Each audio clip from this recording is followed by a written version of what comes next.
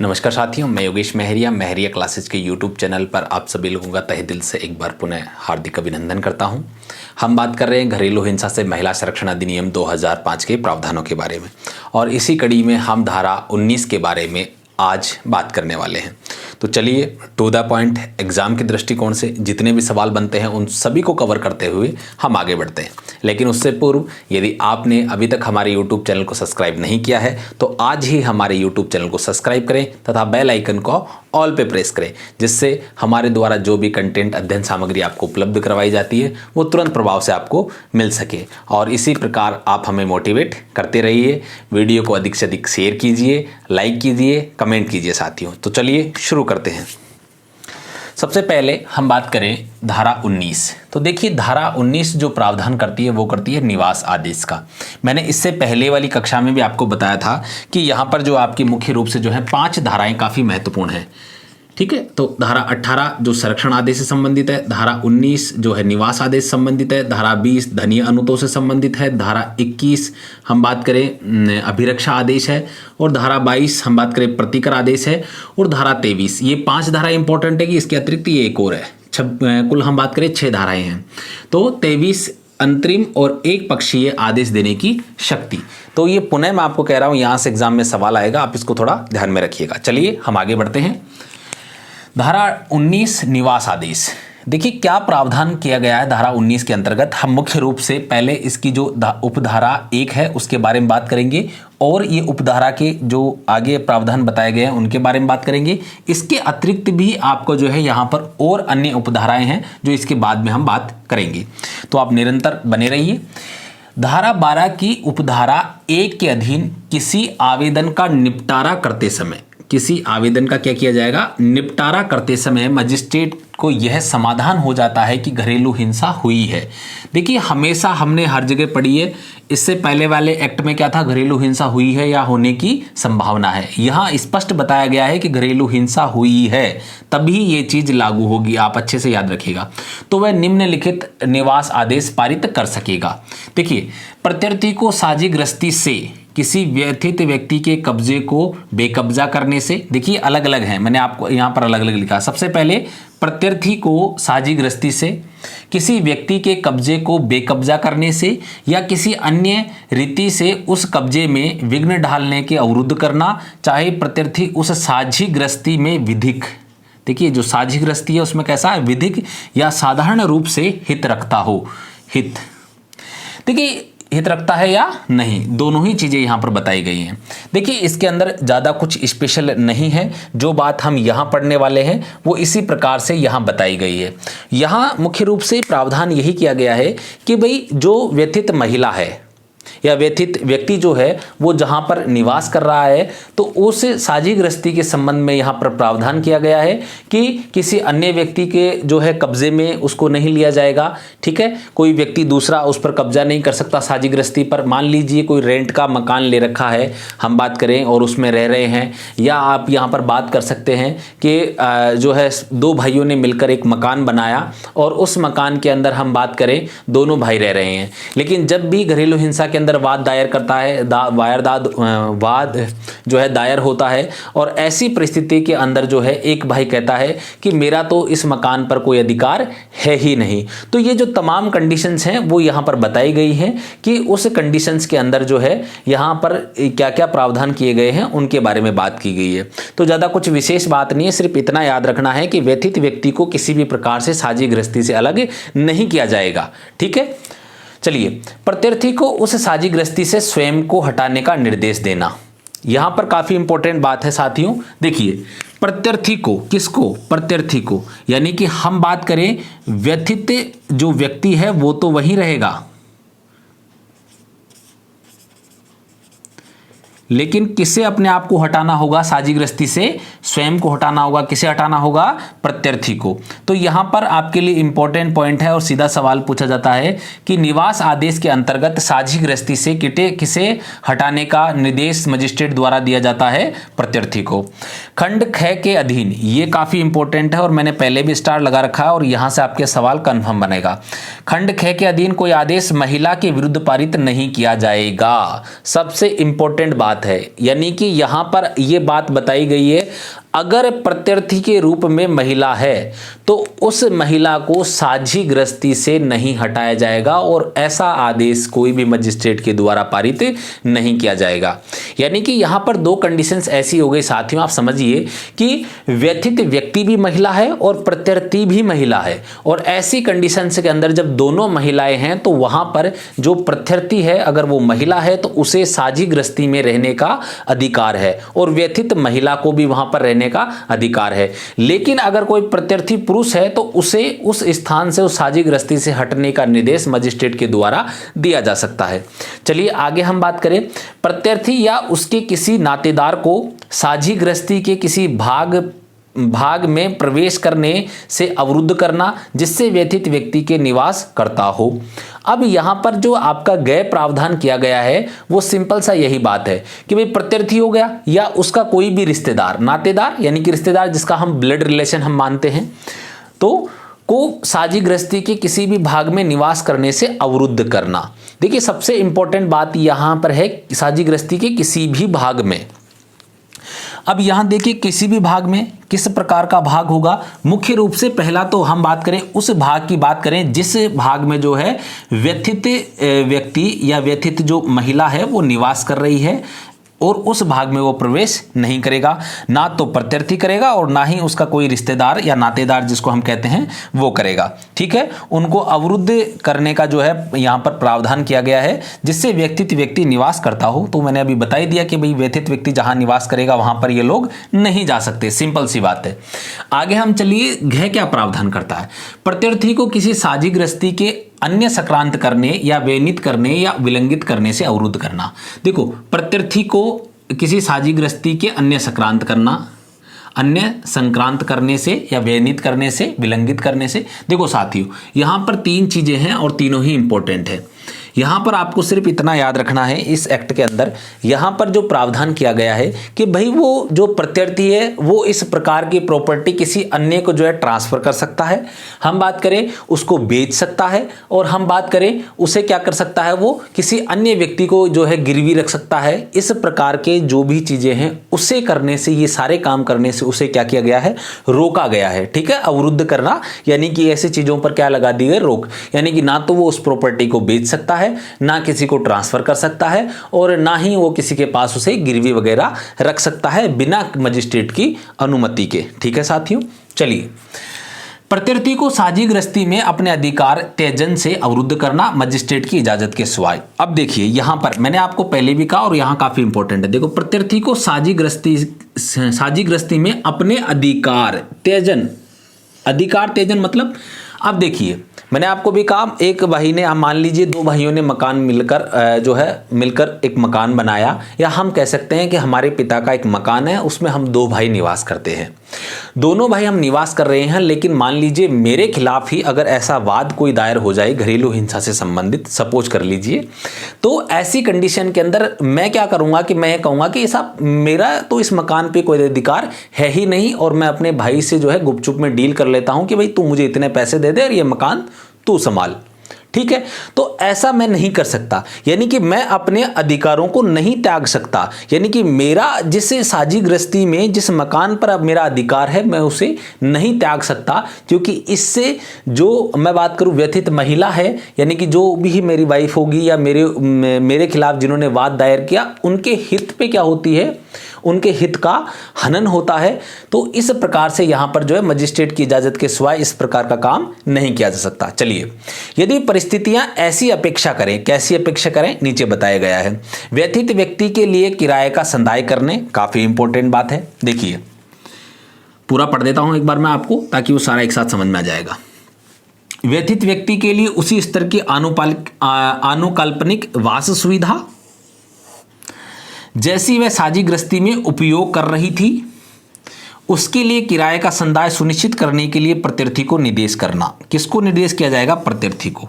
देखिए काफी इंपॉर्टेंट बात है, अगर व्यथित जो है महिला या व्यथित व्यक्ति जिसे हमने इस एक्ट के अंदर कहा गया है, वो ये कहती है कि मैं उस साझी गृहस्थी में वहां पर निवास नहीं करना चाहती क्योंकि मुझे पर्टिकुलर उस इंसान से या उसके घर वालों से खतरा है। तो ऐसी कंडीशन के अंदर अगर वो किसी अन्य स्थान पर रहती है, मान लीजिए उसने कोई किराए पे या रेंट पे कोई चीज ले ली, तो उस चीज की रेंट का भुगतान किसे करना पड़ेगा? संबंधित व्यक्ति यानी कि जो प्रत्यर्थी है। सपोज कर लीजिए मैं प्रत्यर्थी हूं तो मुझे उस रेंट का भुगतान करना पड़ेगा साथियों। और यहां पर कंडीशन यह भी बताई गई है कि जैसी सुविधाएं, देखो उसी स्तर की अनुकाल्पनिक वास सुविधाएं, जैसी सुविधाएं उसे वो साझी गृहस्थी में उपयोग कर रही थी, सेम वही सुविधाएं उसे जो है वहां पर भी उपलब्ध की जाएंगी और उन सब का जो भी खर्चा आएगा उसको सुनिश्चित करने के लिए मजिस्ट्रेट द्वारा मुझे यानी कि प्रत्यर्थी को क्या किया जाएगा? निर्देश दिया जाएगा। तो यहां पे आप एक बात समझिए, अगर वो घर में फ्रिज, टीवी वगैरह, सोफा, कूलर, पंखा, जितनी भी चीज़ों का अगर यहाँ वहाँ मैं हमारे जैसे मान लीजिए घर में एसी लगा हुआ है, तो उस एसी का अगर वो उपयोग करती है तो जिस किराए के मकान में भी अगर वो रहेगी तो वहाँ पर भी जो है उसे एसी चाहिए। अगर वो यहाँ पर कार का इस्तेमाल करती है तो वहाँ पर भी उसे क्या चाहिए? कार चाहिए। यानी कि सभी जो हम बात करें जो जितने भी उपयोग करने वाले जो सामान है वो समान रूप से वहाँ पर विद्यमान होने चाहिए। तो उम्मीद करता हूं आपको ये चीज समझ में आ गई होगी। उनका जो भी रेंट होगा वो क्या किया जाएगा? प्रत्यर्थी के द्वारा वहन किया जाएगा साथियों। चलिए इसके अन्य जो प्रावधान है इस एक्ट के वो भी हम पढ़ लेते हैं। आप फटाफट से इसका स्क्रीनशॉट ले लीजिए और इनको नोट कर लीजिए नोटबुक के अंदर।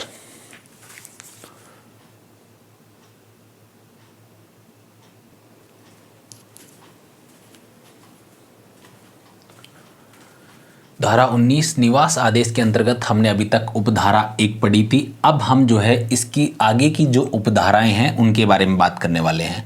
तो चलिए देखिए, सबसे पहले उपधारा 2 क्या प्रावधान करती है? मजिस्ट्रेट व्यथित व्यक्ति या उसकी किसी संतान की सुरक्षा के लिए संरक्षण देने या सुरक्षा व्यवस्था, देखिए संरक्षण देने या सुरक्षा व्यवस्था करने के लिए कोई अतिरिक्त शर्त अधिरोपित कर सकेगा।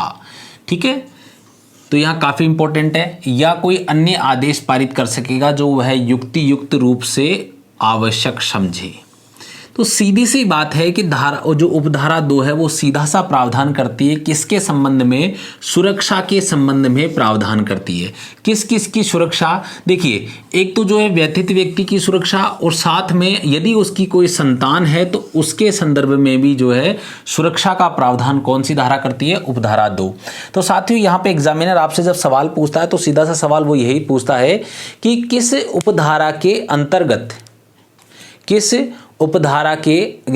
धारा की उपधारा के अंतर्गत जो है व्यथित व्यक्ति और उसकी संतान को जो है सुरक्षा का आदेश या हम बात करें सुरक्षा का आदेश संरक्षण देने का प्रावधान किया गया है। तो हमारे रूप से मुख्य रूप से हमारे दिमाग में जब भी एक बात आती है कि संरक्षण आदेश, तो हम तुरंत प्रभाव से हम जो है धारा 18 के अंदर चले जाते हैं। लेकिन हमें यहाँ स्पेशली याद रखना है कि सुरक्षा की दृष्टि से जो संरक्षण देना है वो धारा 19 में निवास आदेश में निहित है और निवास जो आदेश है उसकी उपधारा 2 ये प्रावधान करती है। अर्थात धारा 19 का दूसरी उपधारा ये प्रावधान करती है साथियों। तो यहां से आपका ये कंसेप्ट क्लियर हो गया होगा।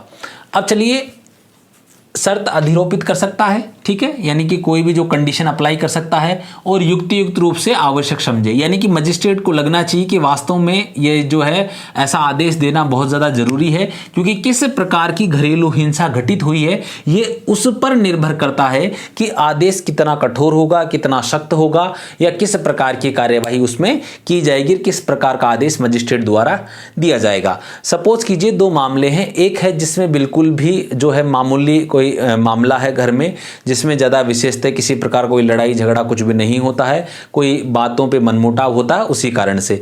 एक मामला ये होता है जिसमें बिल्कुल मारपीट हो जाती है और बहुत बुरे तरीके से जो है मारा पीटा जाता है, हाथ पैर में फ्रैक्चर हो जाता है। तो दोनों ही जो है कंडीशंस में जो जिस प्रकार का हम बात करें जो यहाँ पर आदेश पारित किया जाएगा दोनों ही डिफरेंस वाला होगा, क्योंकि एक में तो बिल्कुल सख्त आदेश पारित किया जाएगा कि भाई यहाँ पर तो आप युक्ति युक्त रूप से उपयुक्त समझे। उसका अर्थ यही है साथियों कि जहां पर जिस कंडीशन के अंदर जैसा आदेश देने की जो है सामर्थ्य मजिस्ट्रेट को दिया गया है कि वो घरेलू हिंसा की रिपोर्ट को देखकर आराम से जो भी वहां पर उसे उचित लगे उस प्रकार का वो आदेश पारित कर सकता है। चलिए, उपधारा 3 क्या प्रावधान करती है? मजिस्ट्रेट घरेलू हिंसा किए जाने का निवारण करने के लिए, देखो निवारण करने के लिए मतलब क्या है कि अब आगे घरेलू हिंसा नहीं होनी चाहिए, करने के लिए प्रत्यर्थी से एक बंद पत्र और प्रतिभूतियों सहित या उसके बिना निष्पादित करने की अपेक्षा कर सकेगा। देखिए, प्रत्यर्थी यानी कि जिसने घरेलू हिंसा कारित की है वो व्यक्ति बंद पत्र, देखिए बंद पत्र जो होता है हम बात करें सशर्त दिया जाता है कि किसी भी व्यक्ति को जो कुछ शर्तें होती हैं उन शर्तों का जिस पत्र में उल्लेख किया जाता है उसे हम कहते हैं बंद पत्र, या हम इसे बेल बॉन्ड भी कहते हैं, जमानत पत्र भी हम इसको कहते हैं, जमानत बंद पत्र भी हम इसको कहते हैं। प्रतिभूतियों यानी कि जमानत के रूप में जो राशि या हम बात करें मुचलका धनराशि या कुछ भी जो भी हम बात करें न्यायालय में जो है जमा किया जाता है, गिरवी रखा जाता है, जिसके आधार पर व्यक्ति को जो है जमानत दी जाती है और वो जमानत कैसी होती है? सशर्त होती है। देखो साथियों, बंद पत्र के अंदर जो है अनेक प्रकार की जो शर्तें होती हैं वो निर्धारित होती हैं। किस प्रकार की होती हैं ये निर्भर करता है मजिस्ट्रेट के ऊपर, ठीक है, कि जिस प्रकार का अपराध होता है उसी के अनुसार जो है शर्तें यहां निर्धारित की जाती हैं। तो आपको यहां पर यह बात समझ में आ गई होगी कि बंद पत्र यानी कि एक जो हम बात करें जैसे हम कहते हैं ना शपथ पत्र हमसे लिया जाता है, तो इसी प्रकार एक बंद पत्र होता है जो सशर्त होता है और इसमें उल्लेख होता है अगर प्रत्यर्थी ने कोई जो हम बात करें बड़ा ही भयंकर जिसको हम कह सकते हैं या कोई बड़ी घरेलू हिंसा उसने घटित की है, तो ऐसी कंडीशन में उसे संबंधित पुलिस थाने में भी उपस्थित होने के लिए कहा जा सकता है। और इसमें अनेक प्रकार का विवरण होता है। जब भी सुनवाई होगी आपको उपस्थित होना होगा। यदि आप उपस्थित नहीं होते हैं तो आपके खिलाफ कानूनी कार्रवाई की जाएगी, या संबंधित सुनवाई में उपस्थित होना है, पुलिस थाने में उपस्थित होना है, संरक्षण अधिकारी के समक्ष उपस्थित होना है, सेवा प्रदाता के समक्ष उपस्थित होना है। तो ये तमाम जो शर्तें होती है वो इसी के अंदर निर्धारित की जाती हैं। आगे हम बात करते हैं प्रतिभूतियों, जमानत राशि मैंने आपको बता ही दिया। तो यहां से ये बात आपके क्लियर हो चुकी होगी कि धारा 3 के अंदर जो है आगे घरेलू हिंसा नहीं हो, इसके लिए मजिस्ट्रेट के द्वारा प्रत्यर्थी से एक सशर्त बंद पत्र लिया जाता है और साथ में कुछ जमानत राशि जो है हम बात करें न्यायालय में जमा करवाई जाती है और उसी के आधार पर जो है व्यक्ति को क्या की जाती है? जमानत दी जाती है। अब आगे हम बात करें जो है उपधारा 4। उपधारा 3 के अधीन, देखिए काफी इंपॉर्टेंट बात है, इसी को यहां रिवाइज करके किस हिसाब से लिखा गया देखिए। उपधारा 3 के अधीन कोई आदेश दंड प्रक्रिया संहिता सीआरपीसी जो हमारी जो है 1973 में बनी और 1974 में लागू होती है साथियों। 1974 का जो है अधिनियम संख्यांक 2 है के अधीन अध्याय 8 के अधीन किया गया कोई आदेश समझा जाएगा और तदनुसार कार्रवाई की जाएगी। यानी कि साथियों यदि वो जो व्यक्ति है जिसको इस प्रकार का आदेश दिया गया, यदि वो इस बंद पत्र का उल्लंघन करता है तो उसकी जो जमानत राशि है वो जब्त कर ली जाएगी और आगे की जो भी कार्रवाई होगी, जो भी प्रक्रिया होगी, वो दंड प्रक्रिया संहिता की जो है अध्याय 8 के अनुसार संपन्न होगी। और उस स्थिति में जो भी आदेश दिया जाएगा वो आदेश कैसा होगा? वो आदेश कैसा होगा? अध्याय 8 के अधीन दिया गया आदेश समझा जाएगा। यानी कि यहां पर इस एक्ट के अंदर इस धारा को प्रभावी रूप से मजबूत बनाने के लिए इस बात का प्रावधान किया गया है ताकि कोई भी व्यक्ति इस प्रकार का जो है अपराध करने के पश्चात अपने जो है जबान से या हम बात करें मुकर नहीं सकता, और अगर मुकरता है तो उसे दंड का प्रावधान यहां पर जो है दंड प्रक्रिया संहिता 1973 के अध्याय 8 के अधीन की गई है और वो इस प्रकार की जो कानूनी कार्रवाई का सामना फिर उसे करना पड़ता है। चलिए आगे हम बात करते हैं उपधारा 5। उपधारा 5 जो है उपधारा 1, 2, 3 के अधीन किसी आदेश को पारित करते समय कौन ध्यान रखेगा? न्यायालय, यानी कि मजिस्ट्रेट जो भी है, न्यायालय उस व्यथित व्यक्ति को संरक्षण देने के लिए या आदेशों के क्रियान्वयन में उसकी ओर से आवेदन करने वाले व्यक्ति की सहायता करने के लिए निकटतम पुलिस थाने के भार साधक अधिकारी को निर्देश देते हुए आदेश पारित कर सकेगा। यानी कि ये धारा किस बात का प्रावधान करती है? सबसे इंपॉर्टेंट बात तो ये है कि धारा उपधारा 1, 2, 3 के क्या किया जाएगा? इन आदेशों के क्रियान्वयन में सबसे इंपॉर्टेंट बात है, जो भी इन धाराओं के तहत जो आदेश पारित किए गए हैं उनको क्रियान्वयन यानी उनका लागू करना, उनको अप्लाई करने में जो है संबंधित पुलिस थाने का जो भी निकटतम, संबंधित या हो या निकटतम जो भी पुलिस थाना है जहां पर व्यथित व्यक्ति या प्रत्यर्थी जो दोनों निवास करते हैं, भार शासक अधिकारी को निर्देश देते हुए आदेश भी पारित कर सकेगा। अब ये किस क्रम में होगा? ये होगा, देखो, व्यथित व्यक्ति और साथ में जिस भी व्यक्ति ने व्यथित व्यक्ति की ओर से आवेदन किया गया है तो उसकी सहायता करने के लिए निकटतम पुलिस थाने को इस प्रकार का एक आदेश पारित किया जाता है कि आप जो है, जो भी हमने न्यायालय द्वारा जो आदेश पारित किए गए हैं उन सभी आदेशों की पालना सुनिश्चित की जाए। और ये कार्य करने के लिए संबंधित पुलिस थाने का जो भी भार साधक अधिकारी होता है, जिस भी अधिकारी को इस एक्ट के अंतर्गत कार्य करने के लिए नियुक्त किया जाता है या जिस भी अधिकारी को इस प्रकार का जो कार्य की जिम्मेदारी सौंपी जाती है, उस अधिकारी का एक कर्तव्य बनता है कि वो इस एक्ट के तहत इन जो है उपधारा 1, 2, 3 के तहत जितने भी आदेश दिए गए हैं उनकी जो क्रियान्वयन की जो पालना है, उनको लागू करने की जो पालना सुनिश्चित करेगा। ठीक है, अभी इसमें जो है 6, 7, 8 उपधाराएं 3 और बाकी हैं साथियों, तो फटाफट से आप इसका स्क्रीनशॉट ले लीजिए। तब तक जो है हम अगले उपधाराओं के बारे में बात करते हैं। धारा 19 की उपधारा 6 जो प्रावधान करती है कुछ इस प्रकार है। उपधारा 1 के अधीन कोई आदेश करते समय मजिस्ट्रेट पक्षकारों की वित्तीय आवश्यकताओं, काफी इंपॉर्टेंट है, देखिए पक्षकारों यानी कि जो दो पक्षकार कौन होंगे? व्यथित व्यक्ति और प्रत्यर्थी, दोनों की बात यहाँ पर की गई है। वित्तीय आवश्यकताओं और संसाधनों को ध्यान में रखते हुए किराए और अन्य संदायों को, ठीक है, जो किराया होगा ये अन्य जितने भी खर्च जो होंगे, हमने इससे पहले बात की गई है कि सेम वैसी सुविधाएं उस व्यथित जो व्यक्ति बताया गया है, जिस महिला को ये प्रदान की जाएंगी, वे सेम वैसी होंगी जैसी वो घरेलू साझेदारी में घर में जिस प्रकार की सुविधाओं का उपयोग कर रही थी। तो उससे संबंधित किराया भी हो गया और अन्य जितने भी खर्चे होंगे वे सभी। हम बात करें उनके जो उन्मोचन से संबंधित जो भी बाध्यताएं होंगी वो किस पर अधिरोपित होंगी? प्रत्यर्थी पर। यानी कि कहने का मतलब ये है कि जितना भी जो किराया का खर्च होगा वो सारी चीजें हम बात करें प्रत्यर्थी के द्वारा वहन की जाएंगी। ये एक अलग कंडीशन होती है साथियों। मान लीजिए कि जो महिला है, अगर वो कामकाजी महिला है तो ऐसी कंडीशन के अंदर जो है वो अपने कुछ खर्च उठा सकती है। और जो व्यथित जो हम बात करें प्रत्यर्थी है और अगर उसकी वित्तीय जो आर्थिक स्थिति अधिक मजबूत नहीं है तो ऐसी कंडीशन के अंदर जो है मजिस्ट्रेट अपने हम बात करें निर्णय दे सकता है कि वो उसको जो है एक बराबर हिस्से में बांट सकता है, जिस अनुपात में जो आवश्यकता है उसी अनुपात में उसका जो है खर्चा उसे प्राप्त हो सके या मिल सके। ठीक है, आगे चलिए हम बात करते हैं। मजिस्ट्रेट उस पुलिस थाने के भार साधक अधिकारी को जिसकी अधिकारिता में संरक्षण आदेश के क्रियान्वयन में सहायता करने के लिए मजिस्ट्रेट से निवेदन किया गया है निर्देश कर सकेगा। इस पूरी लाइन का अर्थ ये है साथियों, देखिए, यानी कि जिस पुलिस थाने के अंतर्गत घरेलू हिंसा की घटना कारित हुई है और उस संबंधित पुलिस थाने के अंतर्गत जहां ये घटना कारित हुई है वहां से संबंधित किसी व्यक्ति ने मजिस्ट्रेट के तहत जो है संरक्षण आदेश के क्रियान्वयन के लिए एप्लीकेशन दायर की है।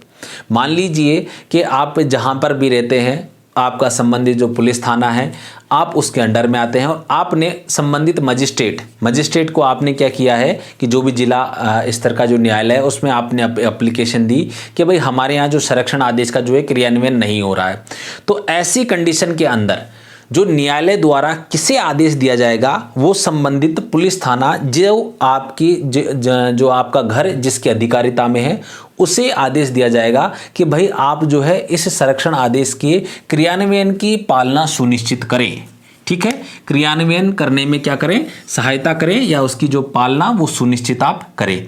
कहाँ पे, यानी कि जिस पुलिस थाने की अधिकारिता में, यानी कि जिस पुलिस थाने के क्षेत्राधिकार में ये घटना कारित हुई है, संबंधित पुलिस अधिकारी जो भार साधक है वो इस प्रकार के कार्य को क्या करेगा, पूरा करेगा, किसके, संरक्षण आदेश के क्रियान्वयन में सहायता करेगा। ठीक है, तो इस प्रकार का जो आदेश कौन देगा, मजिस्ट्रेट देगा। कब देगा, जब हम उससे निवेदन करेंगे या इस प्रकार का मजिस्ट्रेट को हम आवेदन करेंगे कि भाई हमारे जो है संरक्षण आदेश का जो है क्रियान्वयन नहीं हो रहा है। तो ऐसी कंडीशन में मजिस्ट्रेट द्वारा संबंधित पुलिस थाने के भार साधक अधिकारी को ये क्रियान्वयन आदेश करने की जिम्मेदारी सौंपी जाती है और वो संबंधित हमारा जो आवास है वहां पर आता है और जो भी हमारे जो मजिस्ट्रेट के द्वारा जो आदेश दिया गया है उसके अनुसार वो कार्यवाही पूर्ण करता है और उसको हम बात करें वो उसका क्रियान्वयन करता है। चलिए हम बात करें धारा 19 की उपधारा 8, मजिस्ट्रेट व्यथित व्यक्ति को उसके स्त्री धन, काफी इंपॉर्टेंट है स्त्री धन, हम पहले भी बात कर चुके हैं, किसी अन्य संपत्ति या मूल्यवान प्रतिभूति जिसके लिए वह हकदार है, कब्जा लौटाने के लिए प्रत्यर्थी को निर्देश दे सकेगा।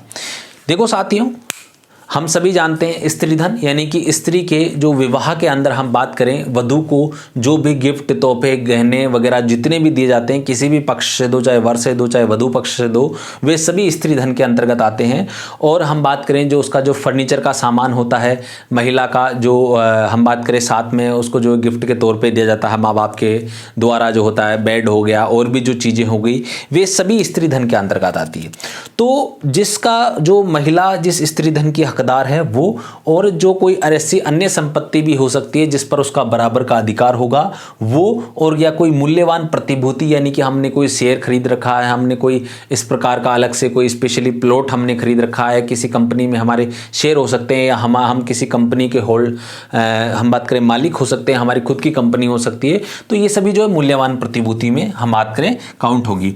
तो ये इनका क्या करेगा, कब्जा लौटाने का निर्देश किसको दिया जाएगा, प्रत्यर्थी को दिया जाएगा। क्योंकि मान लीजिए प्रत्यर्थी, अगर महिला जो है किराए के मकान में रहती है और प्रत्यर्थी जो है उसी मकान में रह रहा है जहां वो रह रहा है, तो वे सभी जो हम बात करें सामान वो स्त्री धन होगा। स्त्री धन का जितना भी जो हम बात करें सामान वो उसी मकान में, उसी घर में मौजूद होगा।